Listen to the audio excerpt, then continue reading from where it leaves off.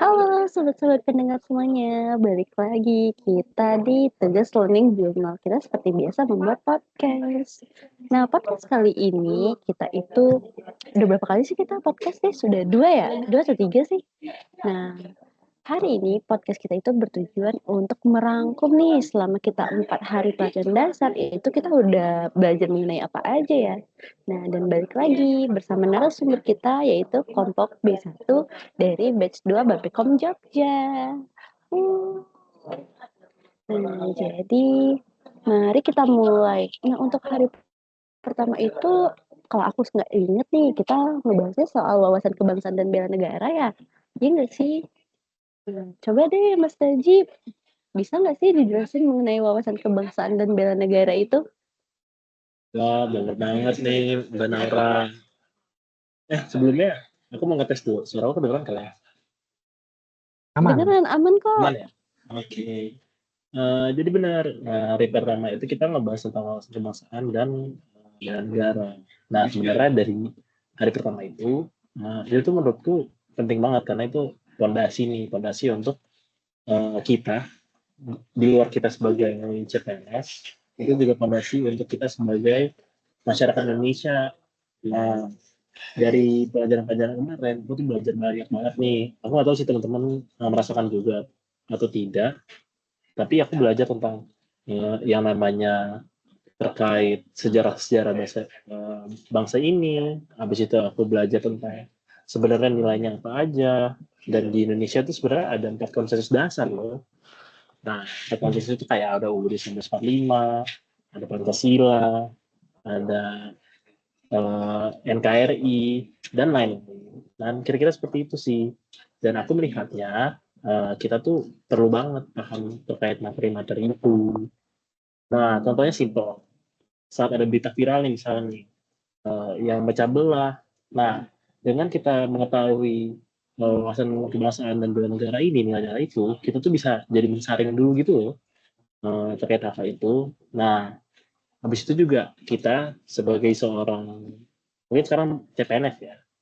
Nah, bela negara itu ibaratnya kayak kita bekerja sebaik mungkin. Terus kita juga melawan hal-hal yang mungkin negatif dan juga kita membuat negara ini lebih baik lah. Intinya kira-kira seperti itu sih Mbak Nora. Oh, semakin baik. Nah, nih Mas Najib, kan kita sesama CPNS kan dan kita termasuk ASN nih. Kalau soal bela negara, ASN itu harus ngapain aja sih? Apalagi kalau di profesinya sehari-hari gitu. Nah, sebenarnya jawabannya ini sangat luas banget nih Mbak. Karena bela negara itu nggak berarti tentang tembak-tembakan, nggak berarti tentang kekerasan, tidak berarti tentang kita melawan konflik-konflik yang sifatnya seperti zaman dulu. Bela negara itu hal-hal apapun yang kita bisa menunjukkan apapun kontribusi untuk negara kita. Sebatas kita melakukan hal-hal sehari-hari itu menurutku udah bela negara sih Mbak. Dan banyak juga hal-hal yang bisa kita lakukan di kehidupan sehari-hari dan termasuk ketika di kantor. Saya kira seperti itu Mbak. Oh, jadi wawasan kebangsaan dan bela negara menurut Mas Najib itu seperti itu ya setelah 4 hari kita belajar mengenai itu.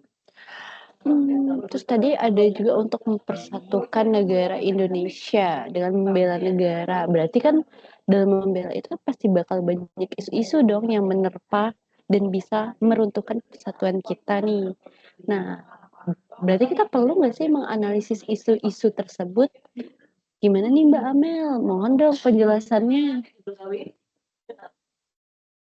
Oke, betul banget Mbak Nara. Jadi dengan adanya isu beredar atau lagi berkembang di sekitar kita saat ini tuh sebetulnya perlu kita lakukan analisis gitu kan terkait isu tersebut. Nah, tapi sebelum kita membahas lebih jauh, mungkin kita ingin topik ini gitu kenapa mereka ada gitu.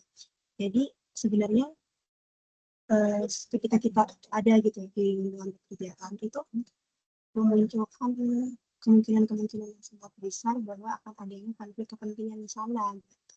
Ketika di sana ada konflik kepentingan, maka bisa muncul isu-isu yang beredar seperti sekarang.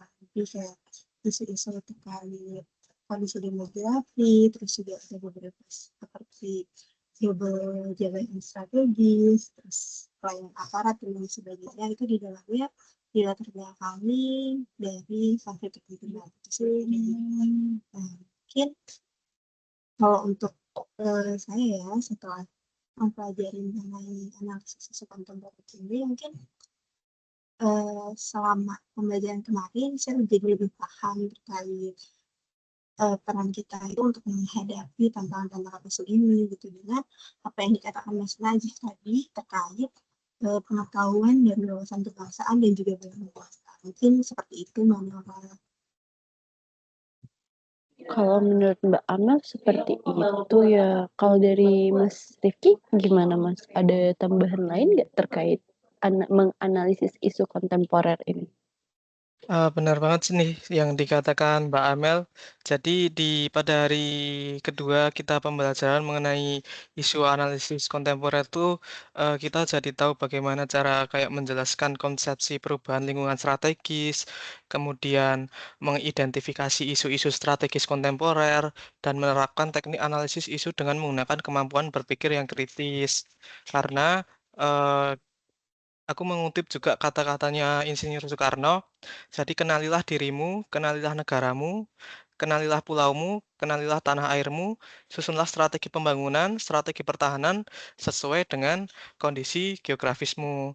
Jadi kalau di kategorisasi ketahanan nasional itu ada 5, ada yang rawan, kurang tangguh, cukup tangguh, tangguh dan sangat tangguh. Nah ini nanti didasarkan pada beberapa Gatra, ada Gatra ketahanan nasional, geografi, demografi, kemudian ideologi, politik, ekonomi, dan sosial budaya dan pertahanan keamanan. Jadi selama saya mempelajari tentang isu analisis kontemporer ini, kita juga jadi tahu nih tentang AGHT. Jadi ancaman, gangguan, hambatan, dan tantangan itu juga harus kita hadapi. Dan kita juga harus sustain terhadap AGHT tersebut. Gitu Mbak Naura. Oh, berarti kalau misalnya ke depannya kita ada mendapatkan gangguan, hambatan, itu kita harus menganalisis dulu ya isu-isu tersebut ya, baru kita bergerak lah untuk melawannya dan membela negara kita. Gitu ya istilahnya ya Betul. berarti. Oke deh, mungkin lanjutnya kemana ya? Nih, aku pernah inget nih ada yang namanya algoritma kebangsaan itu. Mungkin dari salah satu narasumber ada yang bisa ngejelasin nggak ya algoritma kebangsaan itu apa? Iya Mbak Naura, jadi di pembelajaran hari ketiga kemarin kita ini udah belajar terkait algoritma kebangsaan. Algoritma kebangsaan ini isinya adalah konten media berisi pesan-pesan kebangsaan yang menarik dan tidak terkesan memaksa. Contoh-contohnya misalnya menyebarkan konten positif dan edukatif tentang Indonesia, mempromosikan kegiatan sosial yang berlandaskan nilai Pancasila, dan mengajak masyarakat untuk partisipasi aktif dalam menjaga keutuhan NKRI. Lalu apa yang akan terjadi jika algoritma kebangsaan ini berjalan? Yang pertama itu dengan adanya algoritma kebangsaan akan memunculkan pengetahuan. Nah, pengetahuan ini dari literasi baca buku, baca koran, dengerin podcast, dan lain sebagainya. Setelah kita mendapat pengetahuan, maka akan tumbuh kesadaran. Nah, setelah sadar akan tumbuh kepedulian, dan dari kepedulian itulah muncul aksi yang nyata yang bisa merubah bangsa ini ke arah yang lebih baik. Begitu Mbak Naura. Kalau menurut Mbak Amel seperti itu ya. Kalau dari Mas Rifki gimana Mas? Ada tambahan lain nggak terkait menganalisis isu kontemporer ini? Benar banget sih nih yang dikatakan Mbak Amel. Jadi pada hari kedua kita pembelajaran mengenai isu analisis kontemporer itu kita jadi tahu bagaimana cara kayak menjelaskan konsepsi perubahan lingkungan strategis, kemudian mengidentifikasi isu-isu strategis kontemporer, dan menerapkan teknik analisis isu dengan menggunakan kemampuan berpikir yang kritis. Karena eh, aku mengutip juga kata-katanya Insinyur Soekarno, jadi kenalilah dirimu, kenalilah negaramu, kenalilah pulaumu, kenalilah tanah airmu, susunlah strategi pembangunan, strategi pertahanan sesuai dengan kondisi geografismu. Jadi kalau di kategorisasi ketahanan nasional itu ada 5, ada yang rawan, kurang tangguh, cukup tangguh, tangguh. Mungkin kalau berarti kalau misalnya kita ingin konten-konten negatif itu berarti big no gitu ya Mbak Salma ya. Bahwasanya Iya, itu betul. bukan termasuk pembinaan sikap perilaku yang baik begitu ya. Iya, betul. Oh iya, Oke ada deh. tambahan lagi nih. Jadi Apa dari tuh Mbak? materi tentang algoritma kebangsaan ini, ada satu hal yang benar-benar bisa membuka mata saya, bahwa dengan pemahaman algoritma kebangsaan ini, kita bisa loh mengcoding ulang nilai kebangsaan melalui digital, dengan bikin konten-konten positif itu tadi, melalui TikTok, Instagram, YouTube, dan juga medsos-medsos lainnya. Nah, disinilah peran ASN muda seperti kita, Mbak Naura. Iya ya, apalagi setahu aku pas kita belajar kemarin itu orang-orang lebih sering untuk scroll TikTok daripada baca buku. Iya nggak sih yang 27 halaman dalam setahun itu? Iya, betul banget. Jadi TikTok juga bisa jadi salah satu media kita nih untuk menyebarkan nilai-nilai kebangsaan. I, I see. Duh, mungkin nih, karena ini baru banget nih materinya nih, karena tadi pagi kan kita belajar teknik analisis isu. Mungkin Mas Fendi atau Mbak Nadia boleh dijelaskan apa aja yang udah dipelajari tadi? Aku dulu ya. Kalau di materi di day 4 ini, hari keempat ini tuh sangat-sangat menarik ya bagiku. Terutama teknik analisis isu ini nantinya akan sangat-sangat berguna buat kita nih nanti ketika menyusun rancangan aktualisasi, terus menyusun laporan aktualisasi, nanti di agenda 3 atau 4 gitu. Terus teknik analisis isu ini selain sangat relevan sama kita, juga kita lebih banyak belajar mengenai bagaimana kita mengidentifikasi, memilah, menganalisis isu secara sistematis, mulai dari pemindaian lingkungan, environmental scanning, kemudian penapisan dengan metode APKL dan USG untuk menilai kualitas serta prioritas isu. Kemudian kita membedah akar masalah dengan problem tree, terus fishbone diagram, kemudian 5 why analysis, terus ada juga gap analysis yang katanya banyak orang yang menggunakan gap analisis ini karena dinilai lebih mudah. Terus pendekatan ini tuh membuat aku juga lebih peka sih, lebih kritis, tuh kemudian terarah dalam mencari solusi. Tidak hanya di lingkup pekerjaan, tetapi juga dalam menghadapi persoalan sehari-hari. Mas Fendi mungkin ada tambahan kali ya?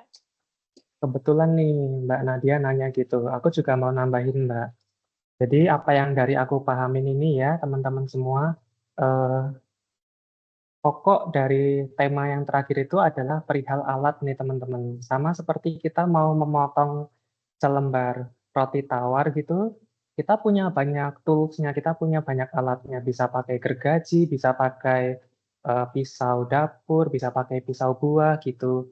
Nah, nanti masalah kita mau menggunakan yang mana itu kita sendiri yang nentuin tuh. Misalkan kalau topik-topik sebelumnya kan kita diperhadapkannya dengan isu-isu ya, isu ini kita harus peka terhadap isu itu, gimana caranya. Terus yang di materi terakhir itu kita dipersenjatai dengan gimana nih caranya dengan isu-isu yang ada, kita sudah diperhadapkan dengan tantangan itu, kita solving problemnya gimana nih. Terus kita disediakan tuh tools-toolsnya, kita tinggal milih aja.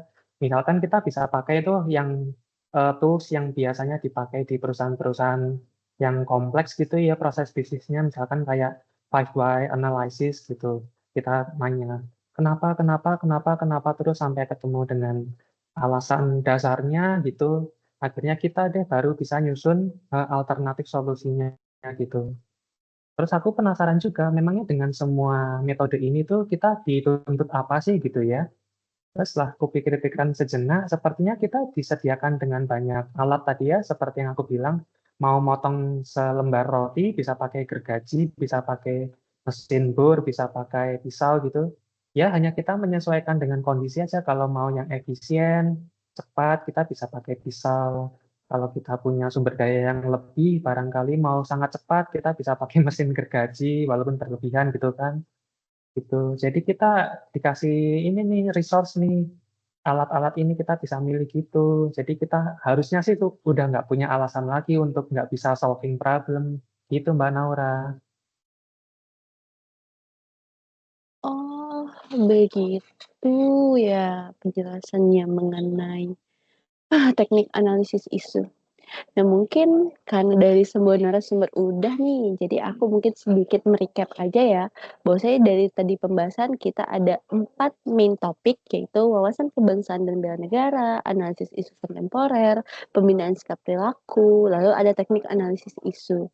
Nah, di mana wawasan kebangsaan dan bela negara ini bukan hanya soal teori, tetapi dari kegiatan-kegiatan kecil yang kita lakukan, apalagi kita sebagai ASN, yaitu bekerja dengan integritas, kita harus anti korupsi, dan memberikan pelayanannya yang berorientasi pada pelayanan yang sangat-sangat lah kalau dibilang. Lalu di isu analisis isu kontemporer, bahwasanya di dunia sekarang yang bergerak secepat itu, kita itu harus sering proaktif dalam meresponnya.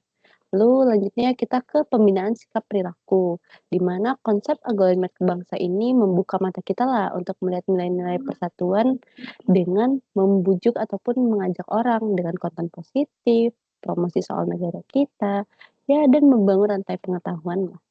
Dan yang terakhir teknik analisis isu, itu kita diajarkan untuk membekali pikiran kita dengan cara berpikir sistematis, dengan memindai, nggak langsung menerima saja, dan menyaring-nyaring prioritas. Well, itu sih yang kita belajar selama 4 hari ini. Mungkin ada lagi yang mau ditambahin dari narasumber yang lain? Atau kita cukupkan saja podcast kita pada hari ini? Sudah? Sudah cukup? Oke, kalau begitu. Jadi mungkin terima kasih yang sudah mendengarkan. Dan itu sih untuk hari ini. Bye-bye.